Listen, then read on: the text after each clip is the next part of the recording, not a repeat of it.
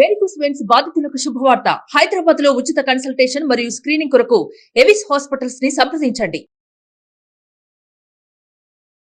Welcome to Suman TV. నేను మీ Suman TV.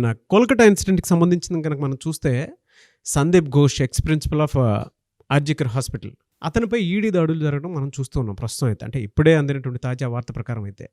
And దాంతోపాటు కొంతమంది బయటకు వచ్చి మరి వాలంటీర్గా జస్టిస్ జరగాలి అని చెప్పేసి అర్ధరాత్రి కూడా బయటకు వచ్చి బయటాయించి మరి వాళ్ళకు ఉండేటువంటి క్యాండిల్ కానివ్వండి, లేదంటే లైట్స్ కానివ్వండి, దాంతో నిరసనలు జనరల్గా వాళ్ళ పాయింట్లో నుంచి చెప్తూ ఉన్నారు. ఎందుకు అని అంటే సుప్రీంకోర్టు ఎప్పుడైతే దీనికి సంబంధించినటువంటి పోస్ట్ పోన్ జరిగిందో సో అప్పటి నుంచి కూడా ఇది ఉద్రిక్తంగా ఎక్కువగా వెళుతోంది, విస్తృతంగా కూడా పాకుతోంది దేశం మొత్తం. అయితే ఈరోజు జరిగినటువంటి అప్డేట్స్ ప్రకారం కనుక మనం చూస్తే ఏ విధంగా ఉండే అవకాశం ఉంది, ఎక్కడి దాకా వెళ్ళే అవకాశం ఉంది అనేది, దీనికి సంబంధించినటువంటి వాటిల్లో న్యాయం ఎప్పుడు వచ్చే అవకాశం ఉంది, సుప్రీంకోర్టు ట్రయల్స్లో ఏం బయటపడే అవకాశం ఉంది అనేటువంటిది ఈరోజు మనతో పాటు హైకోర్టు అడ్వకేట్ రవీంద్రనాథ్ గారు ఉన్నారు. వారి మాటలు తెలుసుకుందాం. Hello sir. హాయ్ అండి నాగరాజ్ గారు. సో ఇప్పుడే అందిన తాజా వార్త దీనికి అంటే మనం ప్రీవియస్ వీడియోలో సందీప్ ఘోష్ గురించి మనం మాట్లాడుకోవడం జరిగింది. He's not a ghost, he's a ghost అన్న ఇదిగా కూడా కింద కామెంట్ బాక్స్లో మన ఆడియన్సే పోస్ట్ చేస్తూ ఉన్నారు. సో ఆయన చేసినటువంటి అన్యాయాలు, అక్రమాలు ఏ విధంగా ఉన్నాయని చెప్పేసి ఈడీ వరకు వెళ్ళటం జరిగిందంటారు. నిన్న సుప్రీంకోర్టు ట్రయల్స్లో కాస్త తన యొక్క ట్రయల్స్ డేట్ని ఎప్పుడైతే పోస్ట్ పోన్ చేశారో దీని మీద వేలాది మంది, లక్షలాది మంది ఆశాజనకంగా చూసిన వాళ్ళు కూడా ఎందుకు సుప్రీంకోర్టు ట్రయల్స్ పోస్ట్ పోన్ చేసింది అన్న విషయం తెలియపోయినప్పుడు కూడా అనేక కారణాలు ఉండొచ్చు దాంట్లో. కానీ ఈరోజు శుక్రవారం, ఈరోజు morning early morning 4:30 to 5 o'clock Sandeep Ghosh మీద ఈడీ ఎన్ఫోర్స్మెంట్ అండ్ డైరెక్టరేట్ వాళ్ళు ఆయన 3 ప్రదేశాల్లో అక్రమార్జన కేసులు, ఆయన ఎక్కడెక్కడే ఆస్తులు సంపాదించి తన ఆస్తుల్ని ఎక్కడెక్కడైతే దాచిపెట్టిన విషయం మీద ఈడీ మీద ఒక ఎఫ్ఐఆర్ నమోదైంది. దానికి సంబంధించి ఈరోజు మార్నింగ్ ఉదయం 4 గంటల నుంచి 6 గంటల మధ్యలో సుమారుగా 3 చోట్ల ఆయన మీద ఈడీ దాడులు చేశారు. ఆయన మీద హుగ్లీలో ఒక అటాక్ జరిగింది, హౌరాలో జరిగింది, సోనార్పూర్, ఈ ప్రదేశాల్లో ముఖ్యంగా ఈయన ఒక్కరే కాకుండా ఈయనకి సంబంధించిన బంధువులు ఎవరైతే ఉన్నారో బంధువులను కూడా కస్టడీలో తీసుకున్నారు, వాళ్ళని ఇంట్రాగేట్ చేశారు, అక్కడ ఆ ప్రదేశాల మీద అటాక్ చేశారు ఈడీ వాళ్ళు. అంటే ఈ సంఘటన ఎప్పుడైతే August 9 హర్రర్ జరిగిందో అప్పటి నుంచి ఇప్పటివరకు కేవలం సిబిఐ వాళ్ళు మాత్రం ఇప్పటివరకు ఇంట్రాగేషన్ జరిగాయి, కస్టడీలో తీసుకున్నారు. 8 రోజులు పోలీస్ కస్టడీకి కూడా ఆయనకు అనుమతి ఇచ్చారు. కానీ ఈరోజు ఫస్ట్ టైం ఈడీ అనేది ఇన్వాల్వ్మెంట్ జరగడం అనేది ఒక శుభ పరిణామంగా చెప్పుకోవచ్చు. ఎందుకంటే న్యాచురల్గా మనం లీగల్ టెక్నాలజీలో మాట్లాడుకుంటే సిబిఐ కన్నా పవర్ఫుల్ ఇస్ ద ఈడీ. ఇది చాలామంది గుర్తించాలి. సిబిఐ కన్నా more than powerful ED. So ED అనేది ఈ కేసులో ఎప్పుడైతే ఇన్వాల్వ్మెంట్ జరిగిందో చకచకా మార్పులు జరిగే అవకాశం కూడా ఉంది దీనికి సంబంధించి. అయితే ఇంకా ప్రైమ్ ఇష్యూ ఏదైతే ఉందో, ముఖ్యంగా ఆ స్థలంలో జరిగినటువంటి ఆయన ప్రిన్సిపల్గా పనిచేస్తున్న టైంలో ఎవరైతే ఈ దాడి జరిగిందో, ఎక్స్-ట్రైనీ డాక్టర్ మీద జరిగింది, ఈ దాడి మీద ఇప్పటివరకు ఆయన మీద ఎఫ్ఐఆర్ నమోదు కాలేదు. దాని మీద చాలామంది ఆక్రోశిస్తున్నారు ఎందుకు జరగట్లేదని. బట్ ఒకటి, జ్యుడిషియల్ వ్యవస్థలో ఒక ప్రొసీడింగ్స్ ఉంటాయి, ప్రొసీడింగ్స్ ఖచ్చితంగా ఫాలో అవుతారు, ఖచ్చితంగా ఇందులో న్యాయం జరిగే అవకాశం ఉంటుందని మీతో పాటు నేను కూడా యాజ్ బీయింగ్ ఎన్ అడ్వకేట్ కన్నా ముందు నేను I'm being an Indian citizen. So ఒక సాధారణ ఒక పౌరుడిగా నేను ఆశిస్తుంది ఏంటంటే ఇందులో విక్టిమ్కి, బాధితురాలకి న్యాయం జరగాలి. ఇమ్మీడియట్గా ఎవరైతే నిందితుడు ఉన్నాడో అతనికి కూడా కఠిన కారాగార శిక్ష విధించాలని నేను కూడా కోరుకుంటున్నాను. అయితే ఈరోజు ఈడీ చేసిన దాడిలో కొన్ని కీలక పత్రాలు కూడా లభ్యమయ్యాయి. కొన్ని కీలకని చాలా చాలా పవర్ఫుల్ ఆ డాక్యుమెంట్స్ అన్నీ కూడా సెర్చ్ చేశారు. ఆయనకు సంబంధించిన గోల్డ్ ఐటమ్స్ అయితేనేమి, ప్రాపర్టీ అసెట్స్ అయితేనేమి, ఎక్కడెక్కడైతే ఈయన స్టాక్ ఎక్స్చేంజ్లు, అక్కడెక్కడైతే ఈయన షేర్స్ అన్ని ఎక్కడైతే ఇన్వెస్ట్ చేశాడో వాటన్నిటిని కూడా ఈరోజు పూర్తిగా కబ్జాలో తీసుకున్నట్టుగా మనకు అందినట్టు కొన్ని విశ్వసనీయ వర్గాల ద్వారా మనకు అందిన సమాచారం ఈ మేరకు ఉంది. నాగరాజ్ గారు, ఓకే, ఇదిలా జరుగుతుండగా ఒక ఇంట్రెస్టింగ్ ఈవెంట్ ఒకటి జరిగిందండి ఇదే కలకట్టాలో. ముఖ్యంగా ఆ రాష్ట్ర వ్యాప్తంగా ఉన్నటువంటి కొన్ని వేలాది మంది, లక్షలాది మంది మెడికోలు, డాక్టర్లు అందరూ కూడా మూకుమ్మడిగా రోడ్లకెక్కి నిరసన తెలుపుతున్నారు. రాత్రనక పగలనక అక్కడ రోడ్లపై నిరసన తెలుపుతున్నారు. మమతా బెనర్జీ రాజీనామా చేయాలి, నిందితుల్ని శిక్షించాలి, అక్యూజ్డ్కి న్యాయం ఎవరైతే విక్టిమ్కి న్యాయం చేయాలి, ముఖ్యంగా సిపి కమిషనర్ ఎవరైతే సిపి ఉన్నాడో అతను ఇమ్మీడియట్గా రిజైన్ చేయాలని. ఇది ఒక పక్క జరుగుతూ ఉండగా ఇంట్రెస్టింగ్ ఈవెంట్ ఏం జరిగిందంటే తలా పోలీస్ స్టేషన్, అంటే ఆర్జికర్ మెడికల్ హాస్పిటల్ ఏ పోలీస్ స్టేషన్ పరిధిలో వస్తుందో ఆ పోలీస్ స్టేషన్ తలా అనే ఒక పోలీస్ స్టేషన్. ఆ తలా పోలీస్ స్టేషన్లో ఓసీ ఉంటాడు, అంటే ఆఫీసర్ ఇన్ఛార్జ్. ఇప్పుడు మన ఇక్కడ లోకల్ మన హైదరాబాద్, మన తెలంగాణలో ఇక్కడ స్టేషన్ ఆఫీసర్ అంటాం మనం, అంటే సర్కిల్ ఇన్స్పెక్టర్ స్థాయి. ఆఫీస్ ఇన్ఛార్జ్ అభిజిత్ మండల్ సడన్గా ఆయనకి చెస్ట్ పెయిన్ వచ్చింది, ఒక్కసారి బీపీ బ్లడ్ ప్రెషర్ పెరిగింది, అసలు అనుకోకుండా ఆయన ఫెయింట్ అయిపోయి హాస్పిటల్లోనే పడిపోయాడు. ఎప్పుడైతే ఈయన బీపీ పెరిగి ఎప్పుడైతే ఆయన ఫెయింట్ అయిపోయాడో ఇమ్మీడియట్గా లోకల్ ఎవరైతే ఉన్నారో దగ్గర ఆయన కలీగ్స్ పోలీసు అందరూ కూడా కలిసి ఆయనకి ఇమ్మీడియట్గా ఈ తలా పోలీస్ స్టేషన్ దగ్గరగా డమ్డమ్ అనే ఏరియా ఉంటుంది. డమ్డమ్ ఎందుకంటే ఆల్రెడీ ఆర్జికర్ హాస్పిటల్ సీల్ చేసి ఉంది ఇప్పుడు అక్కడ ఎటువంటి యాక్టివిటీస్ జరగట్లేదు. అందుకని డమ్డమ్లో ఉన్నటువంటి ఒక మల్టీ స్పెషాలిటీ హాస్పిటల్ పట్టుకెళ్లారు. హాస్పిటల్ పట్టుకెళ్ళి ఆయన అడ్మిట్ చేసుకోమంటే ఇమ్మీడియట్గా అక్కడ డమ్డమ్లో ఉన్న ఒక హాస్పిటల్ వాళ్ళు నిర్ద్వందంగా తిరస్కరించారు.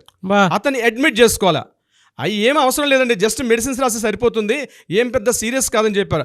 అప్పటికైనా పోలీస్ స్టేషన్ నుంచి హాస్పిటల్కి వెళ్ళే క్రమంలో ఒక 2 సార్లు ఫెయింట్ అయ్యాడు. ఆయనకి మళ్ళీ నీళ్ళు కొడితే మళ్ళీ లేచాడు. కానీ హాస్పిటల్కి వెళ్ళేసరికల్లా ఇది పెద్ద ఇష్యూ కాదు అని చెప్పి ఆయన అక్కడనే రిజెక్ట్ చేశారు. ఇదేదో తీవ్రంగా డాక్టర్స్ రిజిస్టర్ చేస్తున్న తీవ్రంగా తెలుసుకున్నటువంటి ఈ పోలీసులు ఏం చేశారు, డమ్డమ్ నుంచి మళ్ళీ అలీపూర్కి తీసుకొచ్చారు. అలీపూర్లో పెద్ద మల్టీ స్పెషాలిటీ హాస్పిటల్, అక్కడికి తీసుకెళ్ళి ఆ హాస్పిటల్లో జాయిన్ చేద్దాం అనుకుంటే వాళ్ళు మామూలుగా బీపీ చెక్ చేశారు, మామూలుగా చిన్న చిన్న మెడిసిన్స్ రాసి అడ్మిషన్ చేసుకునే స్థాయికి ఏం లేదు, అంత ట్రీట్మెంట్ కూడా అవసరం లేదు, ఇమీడియట్గా అసలు మేము హాస్పిటల్ అడ్మిషన్ చేసుకోమేము అని చెప్పి అలీపూర్లో ఉన్న హాస్పిటల్ కూడా ఆయన రిజెక్ట్ చేశారు. 2 సార్లు రిజెక్ట్ అయితే పోలీసులు చాలా కోపం వచ్చింది. అక్కడ నుంచి మరొక హాస్పిటల్ తీసుకెళ్ళి అలీపూర్లో ఉన్న మరొక హాస్పిటల్ పెట్టుకెళ్ళారు. అక్కడ తీసుకెళ్లేసరికి ఆయన బీపీ లెవెల్స్ 180/130 కన్నా పై స్థాయిలో ఉంది. ఇమీడియట్గా అక్కడ ఏం చేశారు పోలీసులు, ఇంకా ఆ టాలరెన్స్ తట్టుకోలేక, అంటే వాళ్ళ రిజెక్షన్ తట్టుకోలేక ఇమీడియట్గా పోలీసులు ఏం చేశారంటే అక్కడ ఉంటే హాస్పిటల్ సిబ్బంది మీద దాడి చేయడం మొదలుపెట్టారు. అటాక్ చేశారు, మ్యాన్ హ్యాండింగ్ చేశారు, కొడితే వాళ్ళు ఏం చేశారంటే ఇమీడియట్గా ఇతనికి just only for the ECG చేసుకోనండి, న్యూరాలజీ అవసరం, పల్మనాలజిస్ట్ అవసరం, at the same time cardiology కూడా రిక్వైర్మెంట్ ఉంది. ఈరోజు మా దగ్గర ఉన్న హాస్పిటల్లో ఉంటే అందరూ కూడా డాక్టర్స్ అందరూ కూడా చాలా బిజీగా ఉన్నారు. సో మేము ఈ కేసుని సీరియస్గా తీసుకోలేము. సో ఇమీడియట్గా ఆయనకి అవి మీరు టెస్టులు చేయించుకొని తీసుకోనండి, అప్పుడు తీసుకొస్తామని చెప్పి ఈవెన్ ద 3rd హాస్పిటల్ కూడా రిజిస్టర్ చేశారు. అంటే చూడండి, ప్రజల్లో ఆవేదన, ఆక్రోశం, ముఖ్యంగా డాక్టర్ల వ్యవస్థ ఏ స్థాయికి మారిపోయింది, ఏ స్థాయిలోకి వెళ్ళిపోయారు అర్థమవుతుంది. బంధువులు ఎవరైతే ఇతనితో పాటు అభిజిత్ మండల్ యొక్క బంధువులు కానీ పోలీసు అందరూ కలిసి ఈయన పరిస్థితి చాలా తీవ్రంగా అయిపోయింది. ఆయన శ్వాస పైకి ఎగదన్నుతుంది. ఆయన పడిపోయి ఇంకా చనిపోతాడేమో స్థితిలోకి వెళ్ళిపోయాడు అభిజిత్ మండల్ పరిస్థితి. ఈ స్థితిలో ఆయన అక్కడి నుంచి ఏం చేశారంటే మరో ప్లేస్ పట్టుకెళ్ళారు. అక్కడ నుంచి అది ఎక్బల్లాపూర్, ఇది కూడా దగ్గరగా ఉంటుంది మన అలీపూర్ దగ్గరగా. ఎక్బల్లాపూర్లో మరొక ప్రైవేట్ హాస్పిటల్ పెట్టుకెళ్లారు. అయితే వీళ్ళు ఫస్ట్ అడ్మిషన్ తీసుకున్నారు ఎక్బల్లాపూర్లో. తీసుకుంటే లోపల అడ్మిషన్లు ఐసీయూలో కూడా పెట్టారు. ఐసీయూలో పెట్టి ట్రీట్మెంట్ ఇస్తూ హడావుడు చేస్తున్నారు తప్ప ఆయనకు ఒక ఇంజెక్షన్ ఎక్కించట్లేదు, ఆయనకు ఒక సెలైన్ ఎక్కించట్లేదు, ఆయనకు ఒక మెడిసిన్ ఇవ్వట్లేదు, ఒక ట్రీట్మెంట్ చేయట్లా, జస్ట్ ఐసీయూలో కూర్చోబెట్టారు. ఇది పోలీసులు అబ్జర్వ్ చేశారు, ఏదో తేడా జరుగుతుందని. ఇంతలో ఏం చేశారు, డాక్టర్స్కి ఏవో ఫోన్స్ వస్తున్నాయి, మాట్లాడుతున్నారు. ఈ పర్సన్ని అట్లా ఒక తీవ్ర స్థాయికి తీసుకెళ్లారు. ఎక్బల్లాపూర్లో ఉన్న హాస్పిటల్లో కూడా చాలా దారుణమైనటువంటి పరిస్థితి ఈరోజు కలకట్టాలో ఉందండి. పోలీసులు ఫేస్ చేస్తున్నారు ఈరోజు అక్కడ. అంటే పోలీసులు ఏదైతే చేస్తున్నారో అక్కడ ఉన్న సిస్టము వీళ్ళు కూడా అదే చేస్తున్నారు, అంతే కదా, అంతే. సో ఎక్బల్లా ఇది మధ్యాహ్నం 1 గంటకి జరిగిన స్టార్ట్ అయ్యే స్టోరీ. 1 గంట నుంచి 3:30-4 గంటల వరకు ప్రతి హాస్పిటల్కి వెళ్తున్నారు, ప్రతి హాస్పిటల్ చూస్తున్నారు. ఎక్కే గుమ్మం దిగే గుమ్మం, ఎక్కే హాస్పిటల్ దిగే హాస్పిటల్, ఇదే వాళ్ళకి పరిస్థితి. ఎక్బల్లాపూర్ నుంచి చివరికి ఏం చేయాలి అర్థం కాని పరిస్థితిలో వీళ్ళు హైర్ అథారిటీస్ పోలీస్ కమిషనర్ లెవెల్లో మాట్లాడడం జరిగింది. ఈవెన్ దో పోలీస్ కమిషనర్ చెప్పినప్పుడు కూడా, ఎందుకంటే పోలీస్ కమిషనర్ మీదే వీళ్ళు రిజైన్ చేయమని కోరుతునేటప్పుడు పోలీస్ కమిషనర్ చెప్తే ఎట్లా వింటారు, విషయం అర్థం కాలే. చివరికి అక్కడ నుంచి కూడా వెనక్కి తీసుకొచ్చారు, అక్కడ గంట సేపు పెట్టి. ఈయన పరిస్థితి ఎలా అయిపోయిందంటే ఇప్పటికే 4 సార్లు ఫెయింట్ అయ్యాడు, chest pain, heavy chest pain, ఊపిరి పైకి ఎగదొస్తుంది ఊపిరి కూడా. ఇటువంటి స్థితిలో అక్కడ కూడా రిజెక్ట్ చేస్తే బలవంతంగా అక్కడ హాస్పిటల్ వాళ్ళతో వీళ్ళు కూడా గొడవపడి ఆ ఎక్బల్లాపూర్ హాస్పిటల్ నుంచి మరలా ఇంకొక చిన్న నర్సింగ్ హోమ్, ఎక్బల్లాపూర్లో ఒక చిన్న ప్రైవేట్ నర్సింగ్ హోమ్ ఉంటే ఒక లోకల్ ఆర్ఎంపీ కన్నా కొద్దిగా పెద్ద స్థాయి ఒక డాక్టర్ తీసుకెళ్ళి ట్రీట్మెంట్ ఇచ్చారు. లక్కీగా అదృష్టవశాత్తు ఆ అభిజిత్ మండల్ ఈరోజు ప్రాణాపాయం నుంచి బయటికి గట్టేకాడని మనకు అందిన ఇన్ఫర్మేషన్, ఈ రోజుకి తెలుస్తున్న ఇన్ఫర్మేషన్. అంటే నాగరాజ్ గారు చూడండి ఏం జరుగుతుంది కలకట్టాలో, వెస్ట్ బెంగాల్లో. ఇది పోలీసులు వీళ్ళతో ఆడుకున్న నాటకం. ఆగస్టు 9న తమ తోటి ఒక ట్రైనీ డాక్టర్ మీద ఎప్పుడైతే హత్య జరిగిందో పోలీసులు రియాక్ట్ కాలేదు. మమతా బెనర్జీ చెప్పినట్టుగా, స్టేట్ గవర్నమెంట్ చెప్పినట్టుగా ఎవరైతే వింటున్నారో ఆ తలా పోలీస్ స్టేషన్ మీద వీళ్ళు రివెంజ్ తీర్చుకుంటున్నారు.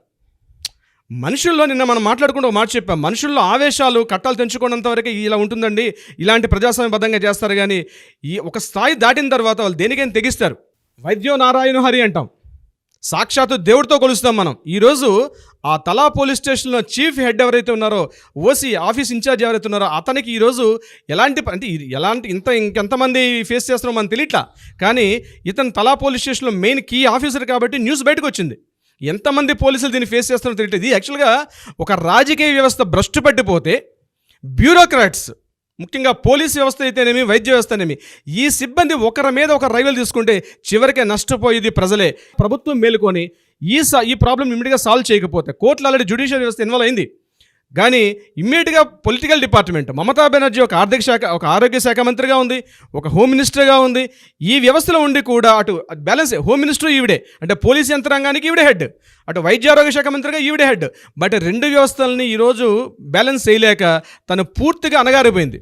ఇప్పటికైనా రిజైన్ చేసి తన చిత్తశుద్ధిని కానీ ఆవిడ నిరూపించుకుంటే చాలా వరకు ఆవిడకి ఈ మాత్రమే పరువు దక్కే అవకాశం ఉంటుంది. అయితే కొంతమంది మమతా బెనర్జీ యొక్క ఫోన్ తీసుకొని ఆవిడ ఫోన్ కాల్స్ లిస్ట్ చెక్ చేస్తే సందీప్ ఘోష్కి ఈవిడికి మధ్య కాల్స్ లిస్ట్ కూడా బయటకు వస్తుంది. ఇమ్మీడియట్గా ఆ యాంగిల్లో ఆలోచించమని కూడా చాలామంది లెటర్స్ రాశారు, చాలామంది కమిషనర్ చెప్తున్నారు. అయితే ఈ సంఘటన మీద ఆల్రెడీ అడిషనల్ పోలీస్ కమిషనర్ ఎవరైతే అడిషనల్ పోలీస్ కమిషనరో అతన్ని కూడా కన్ఫర్మ్ చేశాడు విషయాన్ని. ఎగ్జాక్ట్లీ జరిగింది. తలా పోలీస్ స్టేషన్ ఆఫీసర్ ఎవరైతే ఉన్నారో అభిజిత్ మండలికి ఈరోజు సుమారు 4:30-5 గంటల పాటు చుక్కలు చూపించారు లోకల్ డాక్టర్స్ అందరూ కూడా.